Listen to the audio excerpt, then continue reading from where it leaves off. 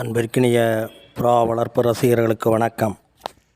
இன்று நாம் பார்க்க போவது கண் பற்றிய கோட்பாடும் வம்சாவளி பற்றிய கோட்பாடு அல்லது ஒரு ஆராய்ச்சி என்று சொல்லிக்கொள்ளலாம்.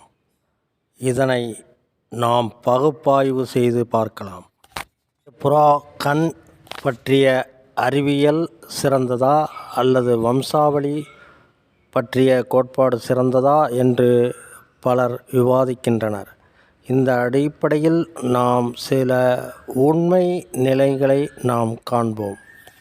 கண் பற்றிய அறிவியல் கோட்பாடு என்பது இன்னும் ஒரு முற்றுப்பெறாத ஒரு நிகழ்வாகவே நடந்து கொண்டிருக்கும் ஒரு நிகழ்ச்சியாக தொடர்கின்றது.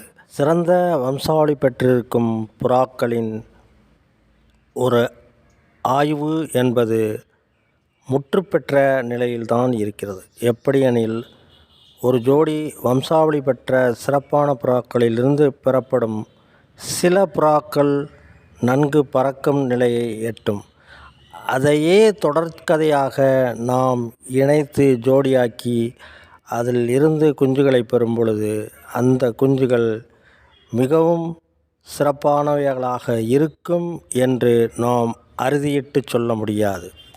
இந்த நிலையில்தான் நாம் புறாக்களின் கண்களை பார்க்க வேண்டிய நிலைக்கு தள்ளப்படுகிறோம்.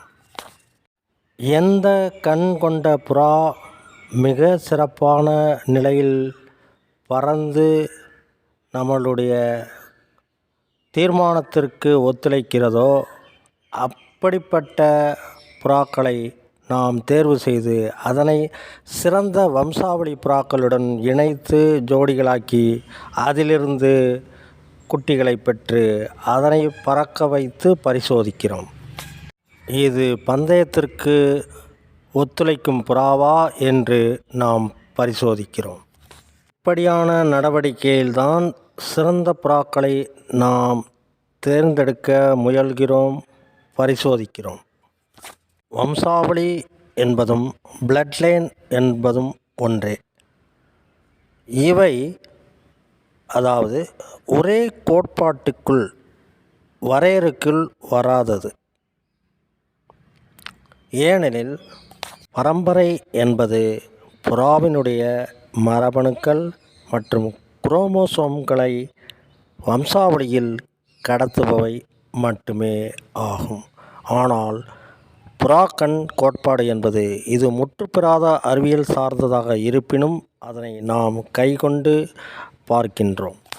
சிறந்த வம்சாவளி புறாக்களுடன் நாம் மிகச்சிறந்த கண் கொண்ட புறாக்களை இணைத்து ஜோடிகளாக்கி அதன் வழியாக புறாக்களை பெறுவது பந்தயத்திற்கு மிக சிறப்பானதாக அமையும் என்பது என்னுடைய கருத்தாகும். நன்றி, வணக்கம்.